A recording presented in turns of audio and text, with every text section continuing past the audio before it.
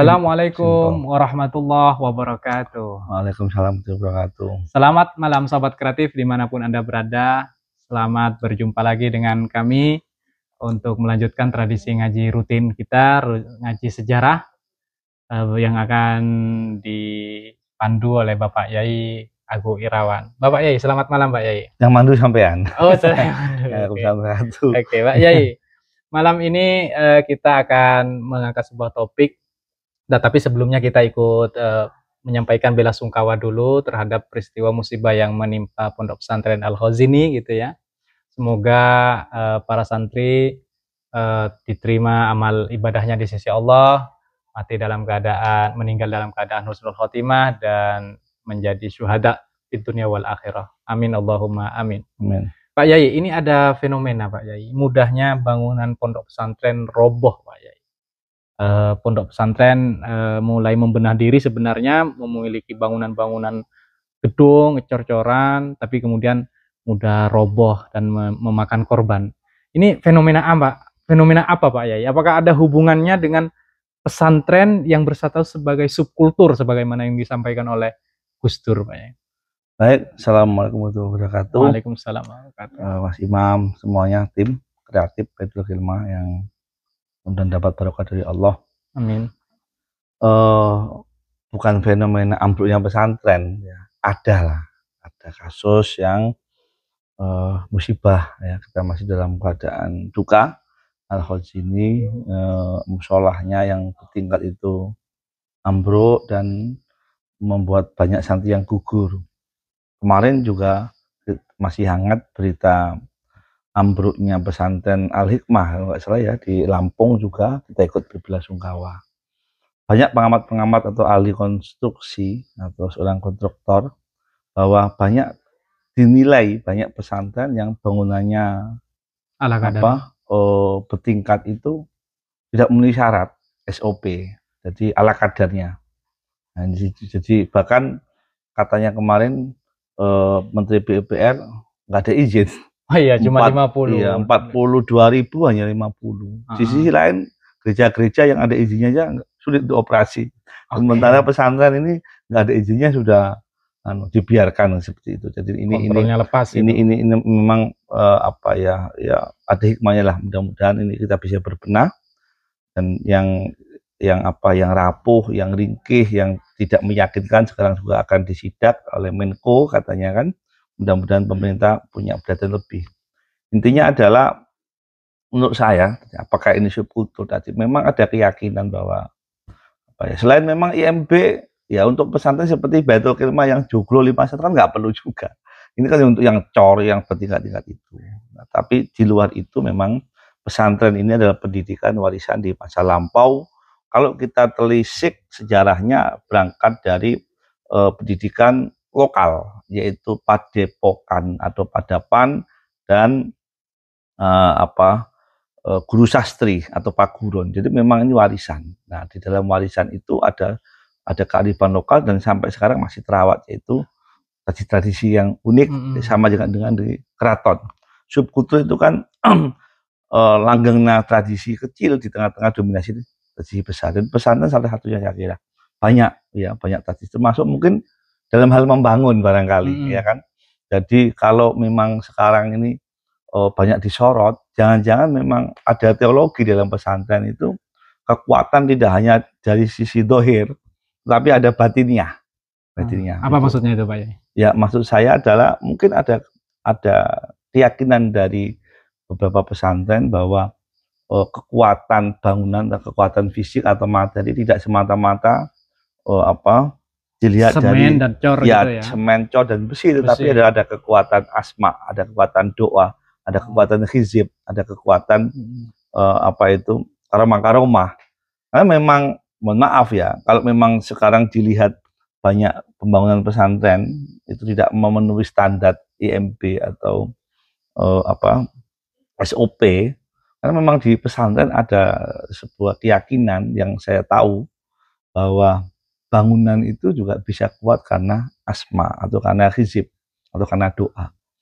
Di dalam tradisi pesantren kitab kuning kita kenal salah satunya kitab yang populer karangan Imam Suyuti, yaitu Al-Itqan fi Ulumil Quran, ada juga Al-Burhan fi Ulumil Quran. Di situ juga disebutkan bahwa ada kisah di sana ada Maimunah binti Sakulah, bahwa dikisahkan di dalam riwayatnya 40 tahun bajunya itu nggak pernah rusak, nggak robek, bahkan tidak rapuh. Kemudian bahkan rambutnya, giginya juga setelah 40 tahun kemudian juga masih utuh, karena memang pencari ilmu membawa barokah, lebih-lebih penghafal atau pembelajar Al-Quran.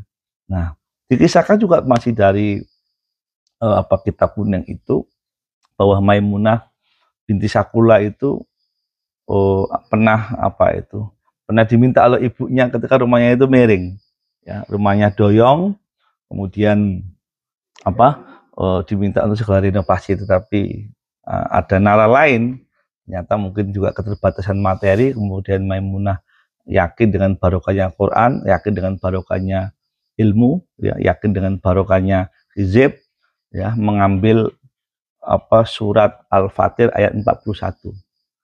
Ya, innadzoha yubsikus samawati wal ardo antazula. Allah akan menahan, ya, langit dan bumi dari keruntuhan. Jadi itu ditulis, ditempelkan di tembok meskipun miring, rapuh, itu dikisahkan 40 tahun tidak roboh-roboh. Nah, mungkin juga ada cara pandang seperti itu. Mohon Sehingga maaf ya Pak, mohon maaf. Cara pandang kayak gini kan faktanya berdampak dan berbahaya, memakan korban. Bagaimana cara mempertahankan nilai-nilai pesantren, keyakinan pada hizib dan doa-doa, tapi pada faktanya kita harus mencelakai orang gitu. Ya, makanya saya bilang mungkin ada sebagian. Ya, ini kan kita bicara bahwa pesantren sebagai subkultur, kan ada pemahaman seperti ini. Jadi hanya terkesan dohirnya ya ringkih, ya, karena memang ada sumber-sumber seperti ini yang mendorong, ada hikayat, ya kan, yang miring pun 40 tahun masih tetap kokoh, barokahnya hizib, barokahnya Al-Quran, barokahnya kalmu dan sebagainya. Dan mungkin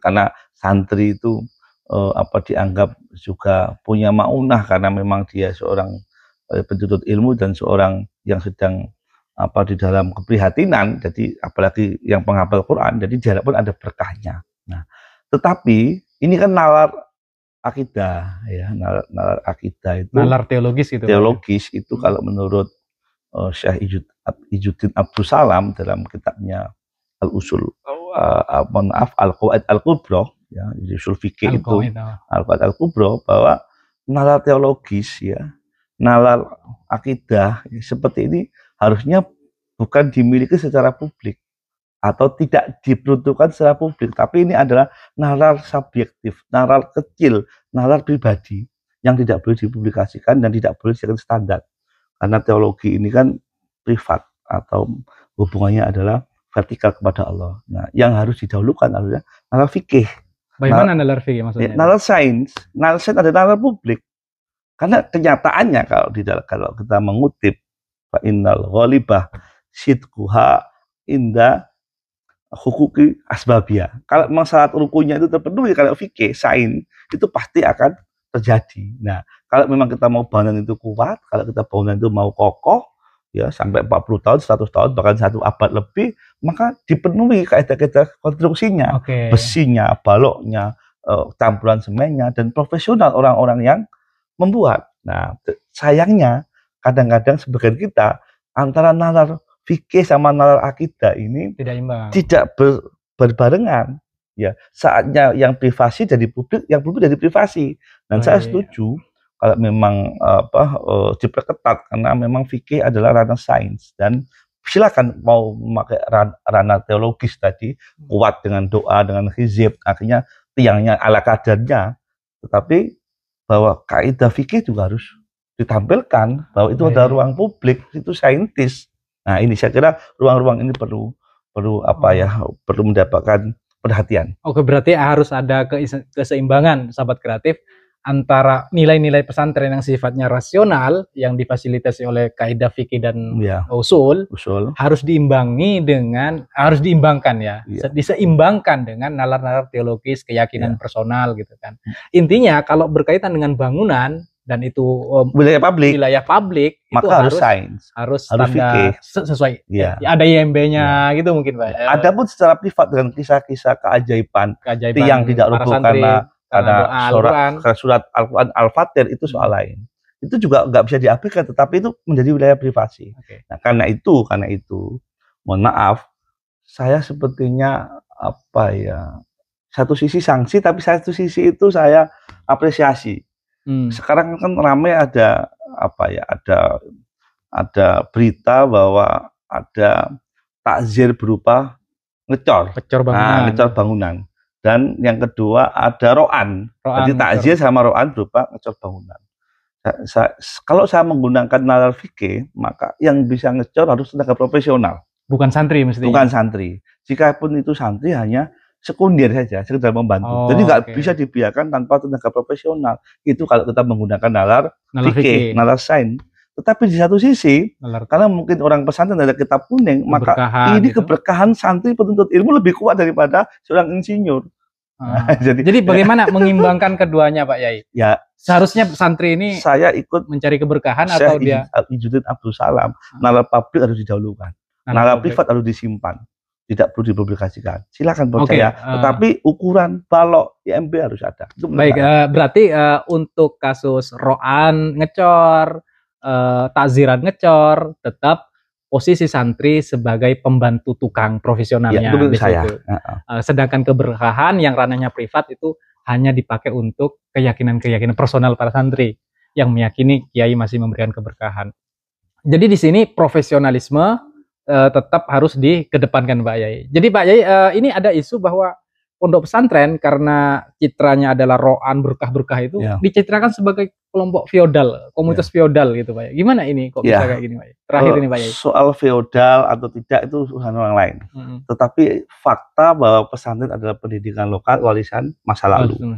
Di situ punya kearifan. Dan ini kearifan lokal ini sesuai juga atau bertemu dengan kearifan Islam, nilai-nilai Islam. Jadi ini bertemu. Kalau kita mau ngikuti naskahnya Kanjeng Sunan Ampel yang memang disadu dari Bupa Panca, Agulan-Gulan menjadi Sirokromo di dalam buku saya Akar Sejarah Pesantren, saya sebutkan naskahnya juga saya tampilkan di situ bahwa syarat menuntut ilmu itu menurut Sunan Ampel yang diambil dari Bupa Panca dikutip lagi di Serat Dewa Ruci oleh Sunan Kalijaga ada 3. Satu, adanya Dharma Waka. Yang kedua adalah Dharma Pala, yang ketiga Dharma Sunya. Dharma Sunya. Perasaan dan pemahaman. Itu terakhir. Berarti kita belajar mutolaah, buka kamus, ganduli itu terakhir. Yang pertama adalah Dharma Waka, pengabdian. Nah, jadi kalau mau ilmu sampai kepadamu, dan kamu didatangi ilmu, ini kan nggak ada dalam pendidikan modern. Ilmu datang kepadamu dan kamu didatangi ilmu, maka pertama adalah waka dharma. Pendidikan modern itu hanya mendatangi ilmu, nggak ada ilmu datang kepadamu. Kalau kamu mau ilmu datang kepadamu dan kamu mendatangi ilmu dengan senang hati, maka waka dharma atau dharma waka, apa itu pengabdian kepada seorang kiai dan guru ngaji. Nah, ini kearifan lokal kita. Ini beberapa panca. Yang kedua baru Dharma Pala. Pala itu apa? Memberikan pelindungan dan kasih sayang sesama. Di antara sesama itu harus punya kasih sayang. Nggak boleh cekat-cekat bully.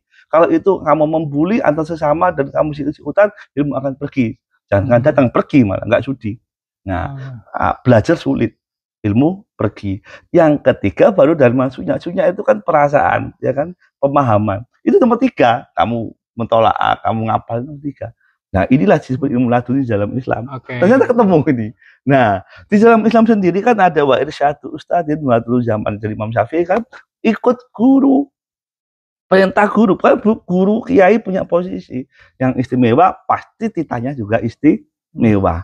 Karena itu di dalam Islam juga kata Sayyidina Ali, anak abdun man alamani walau harfan wahidan, aku adalah seorang hamba ya dari seorang guru yang telah mengajariku meskipun hanya 1 ayat. Jadi di sini hubungannya hubungan murid dan guru adalah hubungan wala, ya, hubungan spiritual. Hubungan di dalam tradisi lokal guru dan murid juga hubungan spiritual, hubungan dharma, ya kan, wasesa, hubungan batin. Jadi ini memang sangat mulia. Maka wajar kalau seorang santri, seorang murid mengikuti titah kiai dan mengabdi seperti ngecor dan sebagainya. Ini doktrin. Nah, masalahnya adalah tadi kita berbenturan dengan profesionalisme dan sebagainya. Artinya apa? Artinya pendidikan kita ini mewarisi dari dua sisi. Satu kearifan lokal, akarnya dari kita sendiri sama dari Islam. Jadi dan ini kalau diukur dengan kacamata modern memang agak masalah. Nah, apakah ini feodal ya terserah. Ini saya nggak mau melihat ini subkultur baik apa tidak, tetapi ini apakah manfaat atau tidak, yaitu terserah pada ahli pendidikan. Baik. Terima kasih Pak Yai. Jadi sahabat kreatif, saya simpulkan bahwa pesantren sebagai subkultur memiliki hazanah kearifan lokal yang berlimpah, namun dalam prakteknya, dalam implementasinya kita harus cerdas dan cerdik membedakan mana ruang publik dan mana ruang privat. Ya.